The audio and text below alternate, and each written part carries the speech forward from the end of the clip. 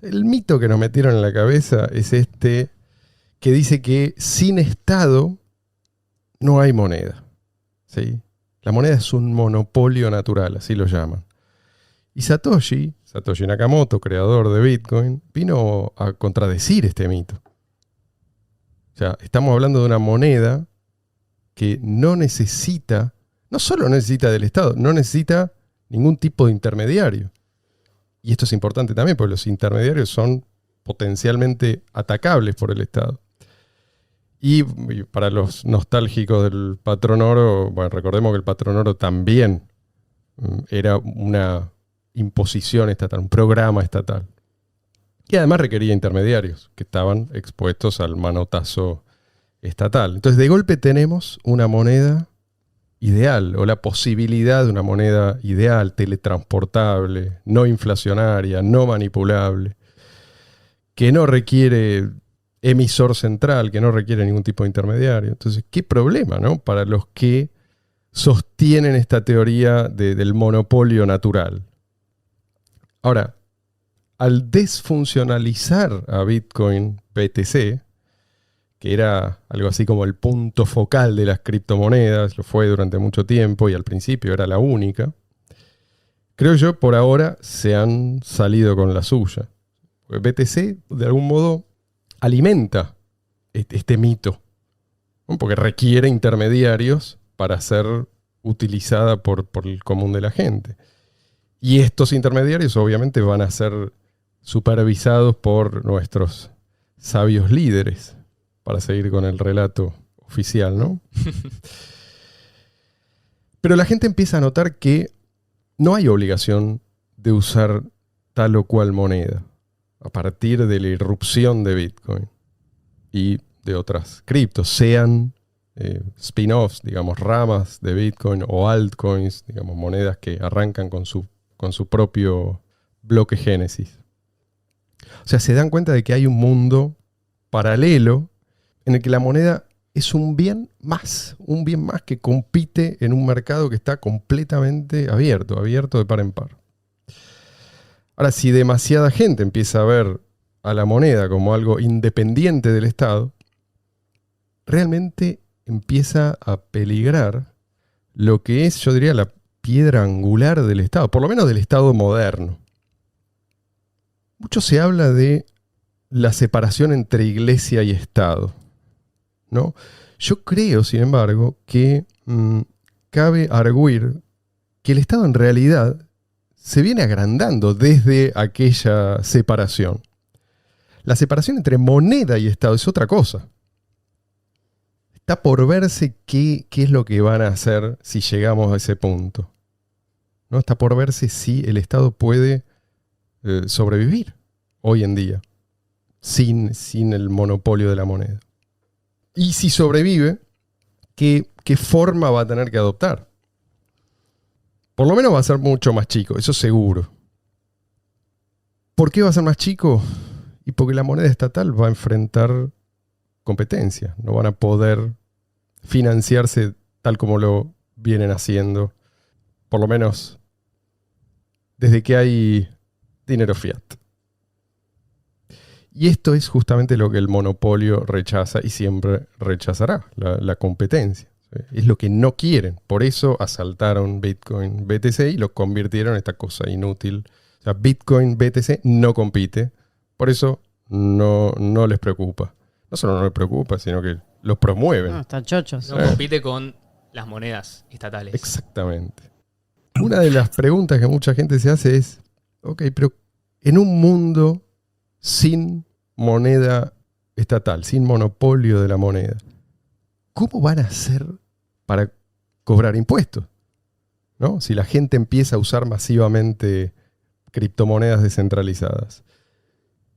Y a mí siempre me resultó curiosa esta preocupación que mucha gente expresa, ¿no? Porque, a ver, problema de ellos, ¿no? Por supuesto. Cuando alguien pregunta eso, Arréglense. yo veo a un esclavo preguntándole a un antiesclavista si se termina la esclavitud, ¿quién me va a venir a dar latigazos?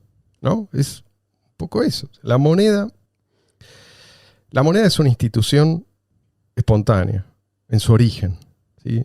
Después el Estado se monta sobre la moneda y después viene la creación del mito fundacional, ¿no? Esta idea de que sin el Estado no tendríamos moneda. Y es algo parecido al mito de que sin esclavitud, bueno, sería imposible, por ejemplo, producir algodón en su momento. ¿Quién cosechará el algodón? Claro, y andaríamos todos desnudos. Y otra cosa que el tema de los subsidios, por ejemplo, de la impresión de dinero que nadie quiere, o sea, ¿quién va a querer esas dádivas, ¿no? Pues si nadie lo va a querer, si es un dinero que no tiene valor, que va perdiendo cada vez más valor, se cae el sistema de subsidios, se cae el sistema de financiamiento de tantos otros Siempre y negociados. cuando tengas competencia, porque si no el sistema colapsa, pero después vuelve a resurgir de sus cenizas. Esta es la gran diferencia de estos tiempos.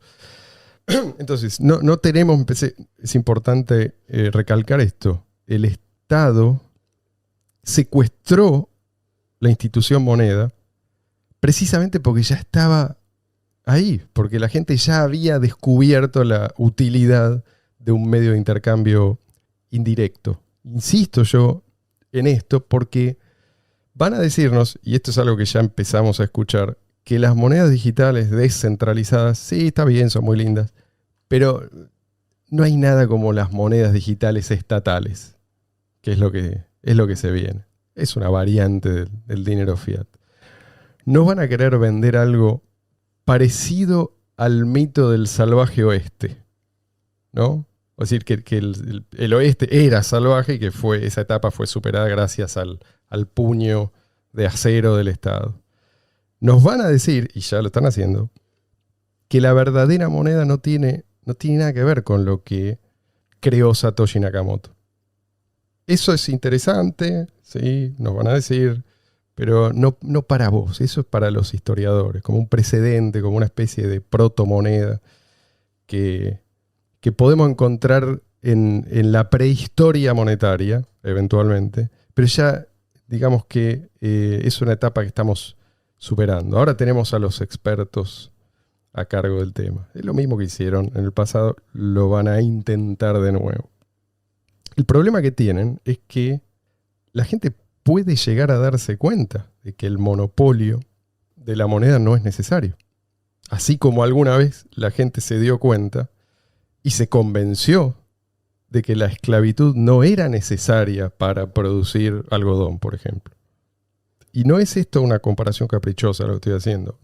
No creo que sea una exageración. De hecho, los avances que surgieron a partir de la abolición de la esclavitud fueron fenomenales y fueron exponenciales. Gracias a la abolición de la esclavitud en gran medida. Sí, sí. Hubo que inventar máquinas, hubo que inventar un montón de cosas. Acá sería exactamente lo mismo. Pero a lo que voy es que nosotros también somos esclavos.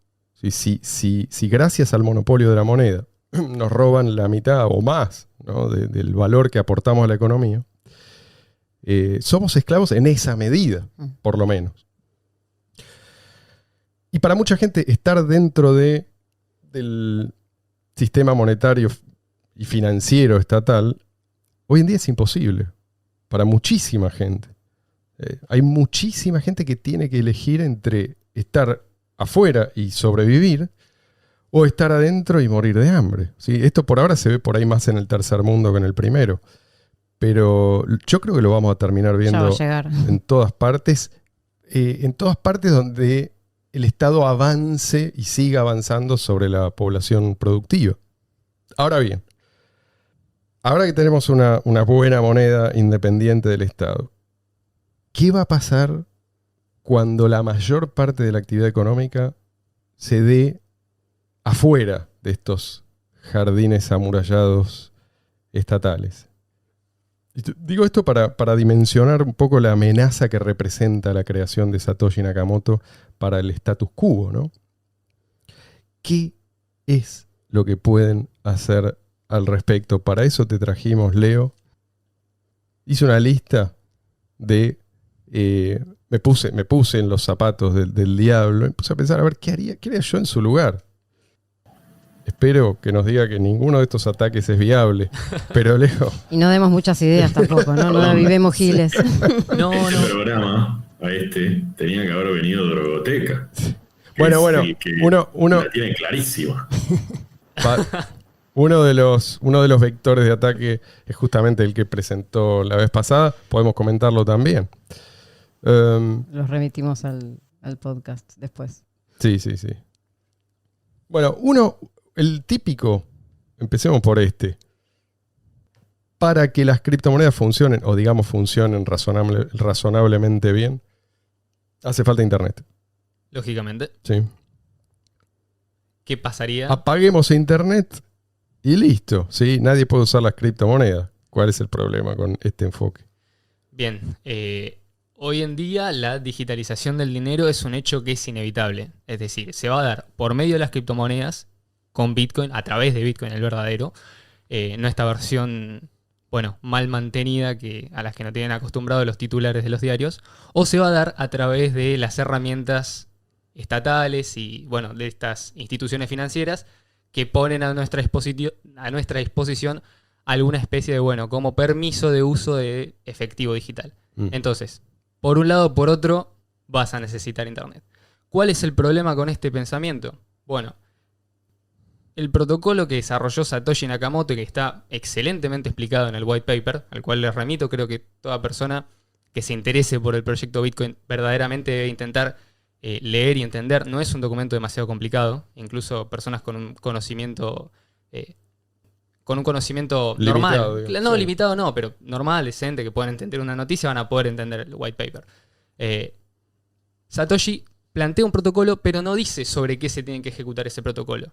Entonces, primero que a un país no le pueden cortar el internet. ¿Por qué? Porque sería matar a sí mismo también todas Claro. estas herramientas que ellos quieren que nosotros usemos en vez de Bitcoin. Y como Satoshi Nakamoto no dijo que Bitcoin tiene que usarse a través de internet, y aunque lo hubiera dicho, el protocolo es agnóstico en la forma en la cual se transmite la información. Una transacción es un archivo extremadamente pequeño, que no ocupa espacio y que se puede transmitir de muchas maneras. Hoy en día incluso existen redes alternativas a Internet que, bueno, en una eventual censura del Internet por parte de algún organismo estatal para evitar que las transacciones de Bitcoin lleguen a los nodos y que sean minadas, bueno, se podrían utilizar y se generaría también una especie de... Se conocen como redes mesh o mesh networks, que funcionan con frecuencias de radio de onda corta. La característica que tiene es que tiene un alcance enorme. Entonces, con que uno de estos nodos esté conectado a internet y reciba las transacciones que se envían de onda corta, con aparatos que salen menos quizás de $10, ya se podrían estar construyendo, sería posible transmitir transacciones y hacer que sean minadas, a la vez que las personas que envían las transacciones tengan la confirmación de que entraron en un bloque. Con lo cual, este argumento no sería válido para Bitcoin. Y bueno, evitando también incluso o considerando también todos los problemas que podría tener para un Estado intentar censurar algo tan público y tan enorme como Bitcoin. Pongo como ejemplo el caso de Rusia. En el año 2018 ellos intentaron censurar la red de Telegram. Telegram es un servicio centralizado, se conocen las direcciones IP de los servidores. Igualmente, la misma gente de Rusia consiguió la forma de saltarse ese ban, con lo cual en ningún caso podríamos afirmar que un Estado está en condiciones de censurar el acceso a Internet. Y bueno, también existen otras alternativas, como por ejemplo Tor, que funciona con un enrutado diferenciado en el cual las transacciones, o en este caso cualquier tipo de información, viaja a través de varios nodos. El Estado no puede estudiar el tráfico de Tor, está completamente cifrado. En ningún caso los nodos saben de dónde viene la transacción, hacia dónde va, con lo cual es un argumento que queda completamente desactualizado. Se habría podido plantear hace 20 años atrás, cuando Internet era un recurso extremadamente limitado y muy bien controlado. Hoy en día es imposible. Incluso hubo proyectos para utilizar, para hacer transacciones vía SMS también, que es mucho más sencillo, pero existieron en algún momento, vía mensaje de texto, digo. Claro, cualquier tipo de forma de transmitir Radio información. incluso. Bueno, esto es frecuencia de Sí. radio de onda corta. Sí. Cualquier forma de transmitir la información, incluso en una imagen se podría transmitir una transacción de Bitcoin. Claro. Escondida, con una técnica que se llama estenografía. Sí. Explica primero, antes de la pregunta, de la pregunta. Quería decir que más o menos por lo que están diciendo, deberían prohibirse la electricidad, más o menos, porque de lo que están diciendo, hasta en Corea del Norte, que nadie puede usar internet, salvo el amado líder y los suyos. O sea, hasta ahí se podría usar Bitcoin, ¿no? Y la gente podría enriquecerse a pesar de que hoy se mueren de hambre.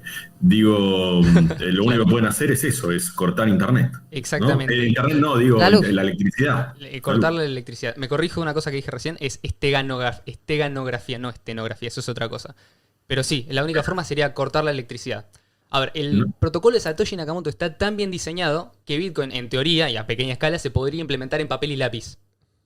Es eso. Necesitas una forma de probar que hiciste un trabajo y una forma en que todos se acuerden que las transacciones y un historial de transacciones es válido.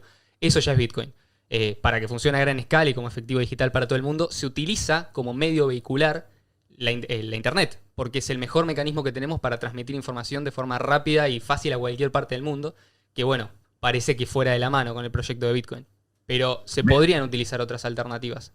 No habría ningún inconveniente.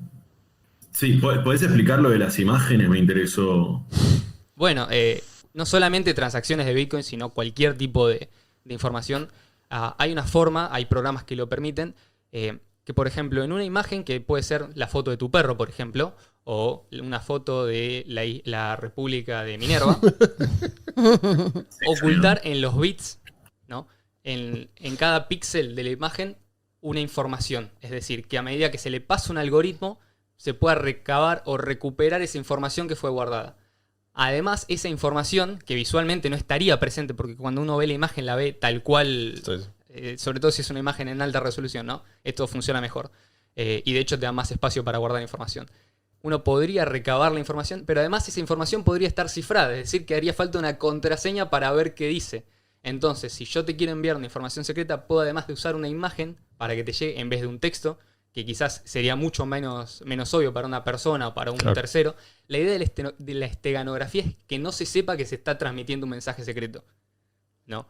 Porque yo podría, quizás en un gobierno represivo, pongamos el caso de Corea del Norte, empezar a utilizar una red que me conecta al exterior, ¿no? Que esté cifrada. Automáticamente van a bajar la puerta y van a decir, ¿qué estás haciendo? Porque nos estás escondiendo información valiosa. ¿Qué tenés que esconder? Bueno, con la esteganografía lo que se busca es que detrás de eso, podría ser transparente, mostrar que se está enviando una foto que no tiene nada, pero que detrás tiene algún tipo de información. Puede ser cualquier tipo de cosa. Por ejemplo, una transacción de Bitcoin podría ser incluso la semilla de una cartera, una billetera de Bitcoin. En el caso de que, bueno, supongamos que yo paso con un pendrive por la frontera de algún país en el cual le gustan revisar cosas y me digan, bueno, ponernos el pendrive a ver qué tenés. Y yo tengo fotos de mis vacaciones, por ejemplo. Y en una de las fotos que yo tengo que tener identificada, está esteganográficamente guardada la clave privada de una billetera que posea bitcoins. ¿Y para leerlo esa información necesitas un aparato especial? No, ¿o? necesitas simplemente un programa informático. interesante. Directamente que le pasas el archivo, una contraseña y lo lee. Esto ya está completamente automatizado. Qué bueno. Esto siempre está la duda de si esto es realmente, obviamente en el corto y mediano plazo seguramente resultaría indetectable.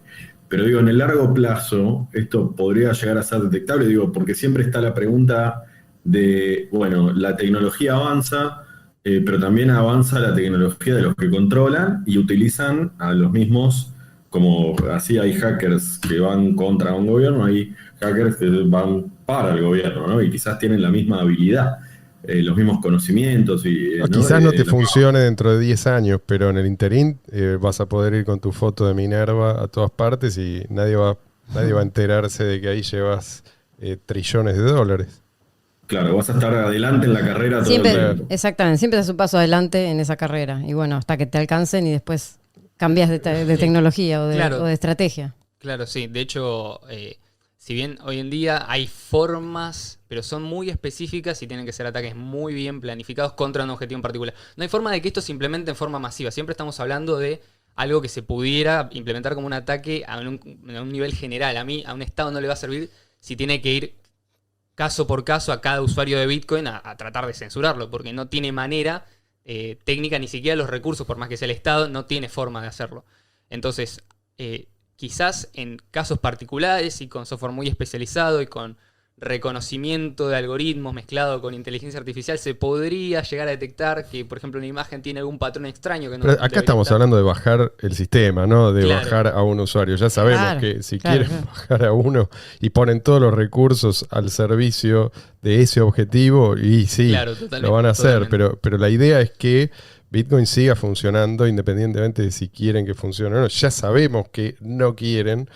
Y lo sabemos porque cuando había sistemas centralizados, ellos atacaron mucho antes. O sea, cuando el market cap era ridículo comparado con el market cap, digamos, total de las criptos hoy en día o de cualquiera, incluso cualquiera de las versiones de Bitcoin.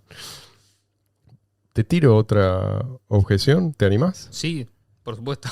Bueno, esta es fácil. Esto es lo primero que te dice el tipo que Doña Rosa. escucha por primera vez, claro, acerca de Bitcoin. Doña Rosa, vos le hablás de esto y más o menos te lo entiende y te dice, sí, bueno, pero oíme, ¿cuánto tiempo hasta que lo prohíban? Te lo van a prohibir, querido.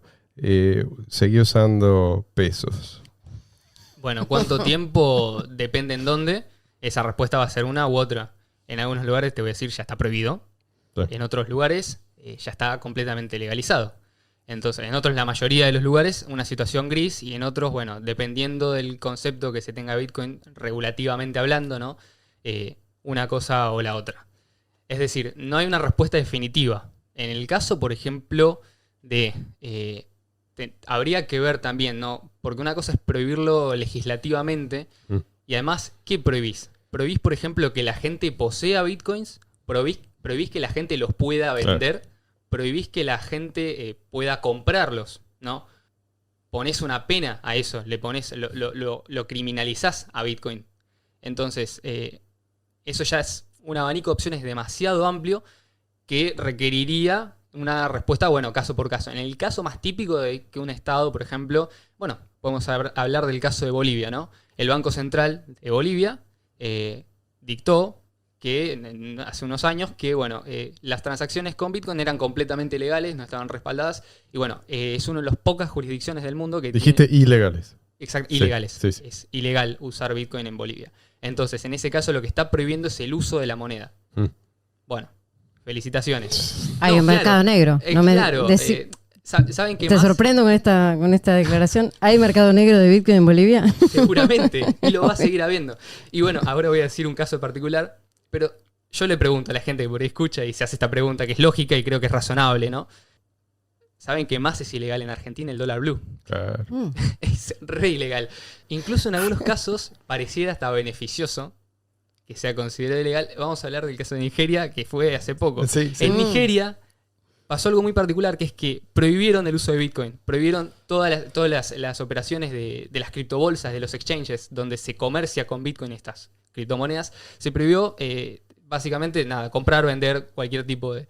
Bueno, el precio en el mercado de Nigeria no se desplomó, que era lo que uno pensaría, que la gente se quiere sacar ese dinero que después no puede vender de encima. Al contrario, el precio subió $20.000 más de lo que está en el mercado internacional. O sea que aumentó la demanda de Bitcoin en Nigeria, al contrario de lo que se esperaba con este tipo de regulación. Sí. Quizás porque disminuyó la oferta.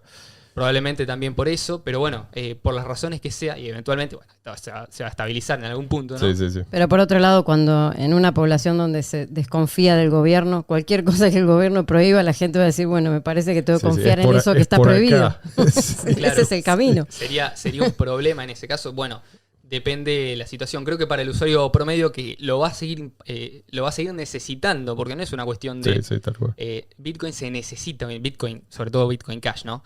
Bitcoin Cash se necesita, la gente necesita un dinero confiable, necesita mover su plata fácilmente, necesita estar en control de su dinero y lo va a utilizar si ve que funciona y si ve que sirve, independientemente de la cuestión regulativa, así como la gente hoy en día ahorra en dólares, por más que sea ilegal, por más que sea mucho más caro comprar un dólar en el...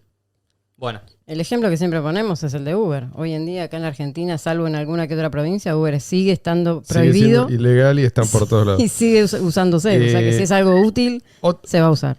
Algo más que se puede decir es que los gobiernos también compiten entre sí. O sea que un gobierno prohíbe o dificulta, otro lo ve como quizás como una oportunidad, ¿sí?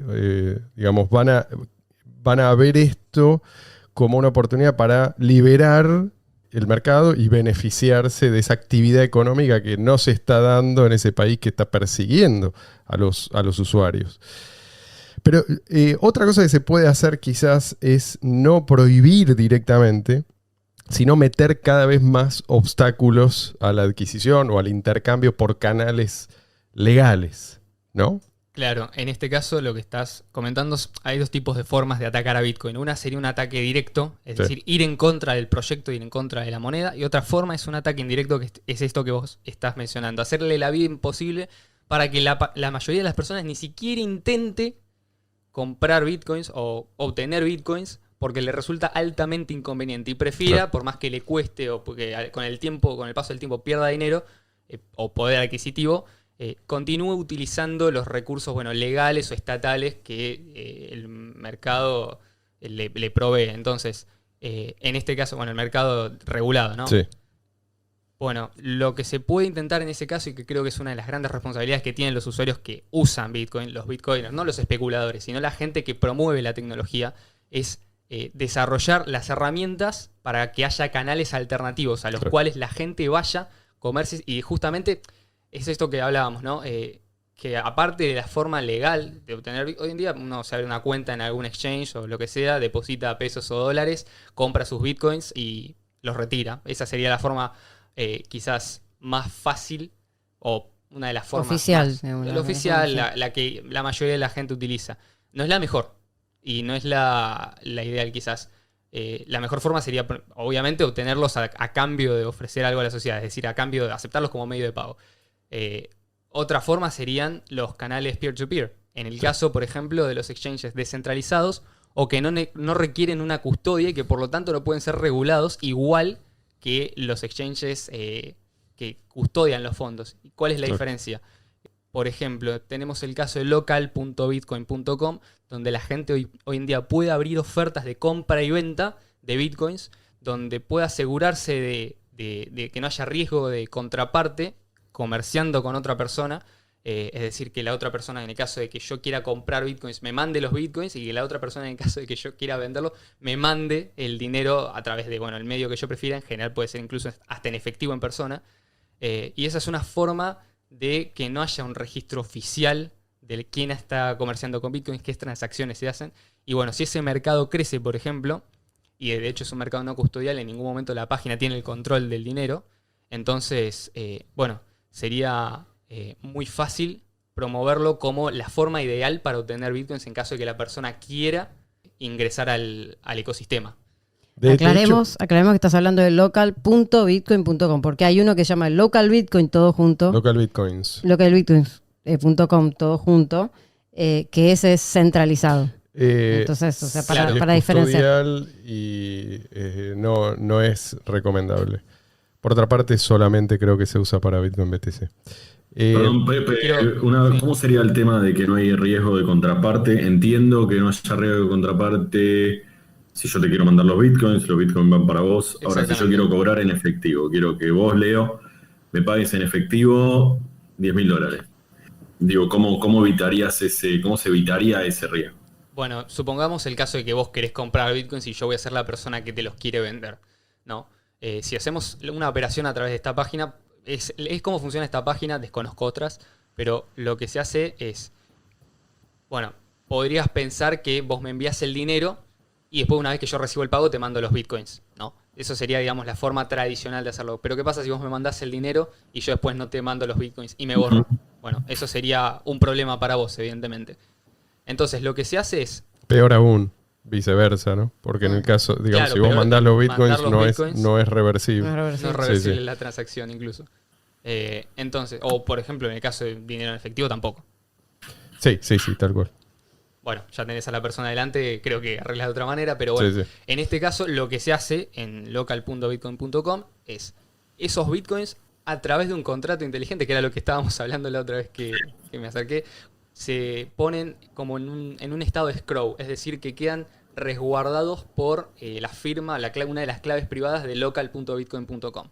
Entonces, cuando vos querés hacer el pago, yo pongo la cantidad de bitcoins que te voy a vender en un estado de escrow, entonces quedan como congelados. Yo no los puedo mover. o vuelven para mí o vuelven para vos, pero una vez que se haya decidido una cosa o la otra, es decir, si me lo vas a comprar o no. Entonces, una vez que vos me envías el pago, yo pongo que vos recibiste el pago y automáticamente esos bitcoins se liberan para tu dirección. ¿Qué pasa si yo, por ejemplo, recibo tu pago, pero digo que no recibí el pago? Bueno, en ese caso vos puedes abrir una disputa, automáticamente la plataforma de local.bitcoin.com va a poder ver el historial de chats, es decir, que por eso conviene en ese caso siempre mantener toda la comunicación con la persona que los vende o que compra a través de la página, porque cualquier cosa externa no va a tener un valor para ellos. Y a partir del historial de chats y, por ejemplo, las capturas de pantalla o los recibos o las pruebas, van a decir a favor de uno o de otro. En ese caso hay un riesgo de contraparte que está disminuido, pero no hay que confundirse porque en ningún momento local.bitcoin.com podría agarrar esos fondos para ellos. Perdón, y la idea es que el día de mañana el árbitro también pueda ser elegido por las partes, o sea, que no sea necesariamente el sitio. Esto es por la implementación que hicieron ellos, pero podrían tranquilamente elegirse. Aparte no tiene también un sistema de reputación. Totalmente. Eso también, entonces sí, eso también te... Desde ya. Pero bueno, el peligro orientando. que corren los saqueadores, digo, cuando hacen demasiada presión sobre los canales legales, es justamente que crezca el mercado que está fuera de su control. Es algo que se ve, por ejemplo, con Monero, ¿no? Que dejan de listarla en diferentes sitios de intercambio y sin embargo la moneda sigue ahí. O sea, sigue ahí, conserva su valor. Entonces no parece ser, ya tenemos evidencia de que no es tan fácil, ¿sí?, luchar contra una criptomoneda de estas características de esa manera. Uh-huh. Te voy a tirar uno que no es tan sencillo y por ahí no es lo primero que se le viene a uno a la cabeza. Pero ¿qué pasa si desde el Estado se mantiene en secreto una tecnología que sea capaz de romper estos mecanismos de seguridad de Bitcoin? Pongámosle computación cuántica avanzada, como que lo que hay, lo que nos muestra no es todo lo que hay y ya lo están usando y eventualmente van a hacer una demostración, van a asustar a la gente y la van a llevar nuevamente al redil. Bueno, en ese caso sería una cosa que podrían hacer una sola vez. Yo pensé que te la iba a complicar, me estás respondiendo No, instantáneamente. es una buena pregunta. No es al contrario, es decir, ¿qué pasa si ellos se guardan? Que fue quizás lo que pasó con, vamos a poner ejemplo, la bomba atómica, ¿no? Se guardaron durante mucho tiempo el proyecto escondido, fue ultra secreto. Cuando, hacen la demostración de lo que se puede hacer. ¿Qué pasó después de eso? ¿Cuántos países del mundo después de eso empezaron a desarrollar sus propios programas nucleares? Tal cual. Entonces, el peligro, y esto no es algo que sea opinable, el peligro de romper a Bitcoin, en ese sentido, es decir, por ejemplo, romper la criptografía de clave pública o privada, que es uno de los pilares sobre los cuales se fundamenta Bitcoin, romper quizás los algoritmos de hash, cualquier cosa que ellos hagan no va a afectar solamente a Bitcoin, van a demostrar que ellos tienen la capacidad de romper absolutamente todo el sistema informático del mundo. Entonces, estarían diciendo a la gente que no use absolutamente nada, que vuelva a la edad de piedra, porque nosotros podemos ver absolutamente todo. Claro. ¿Qué pasaría en ese caso? Ya una vez que se conozca esa tecnología va a dejar de tener uso.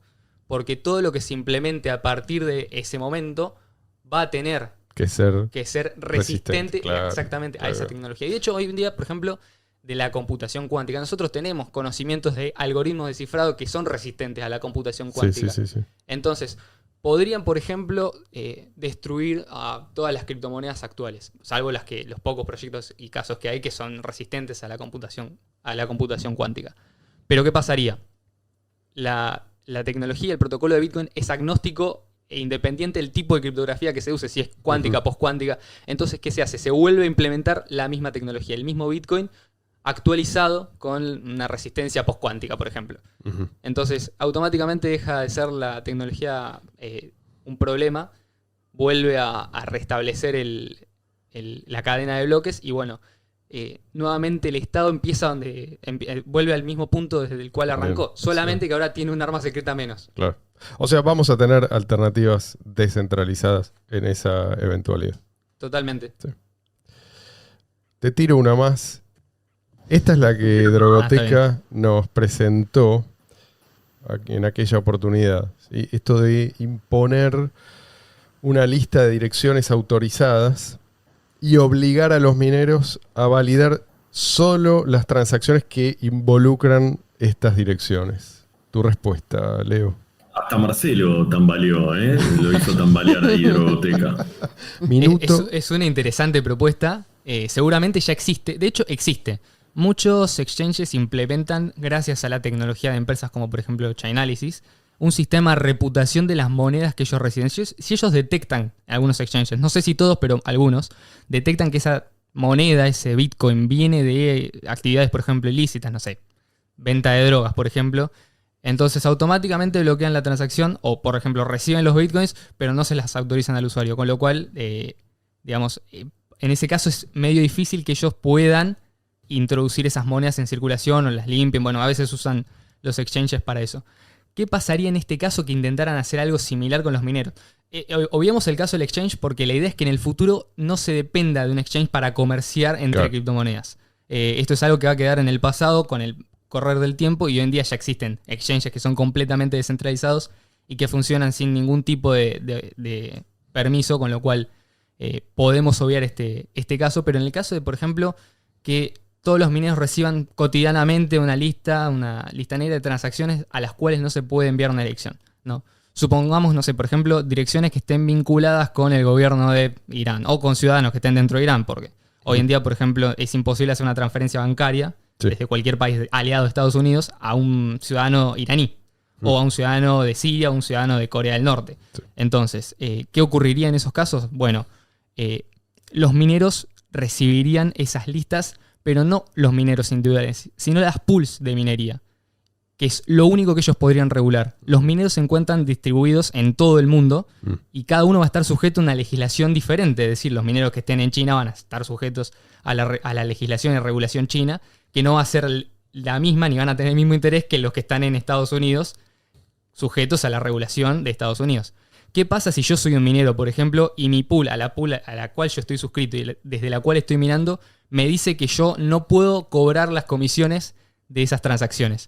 Me voy a minar otra pool que esté alineada con el funcionamiento, con el interés que yo tengo, que es cobrar las comisiones de las transacciones. O sea, vos decidís a dónde apuntás tu poder de cómputo. Entonces, como minero. lo que ocurriría sería que todas las pools que estén bajo esta regulación automáticamente perderían la mayoría de su poder de cómputo. Claro. Y lo que ocurriría es que los que queden en esa pool pueden pasar una o dos cosas.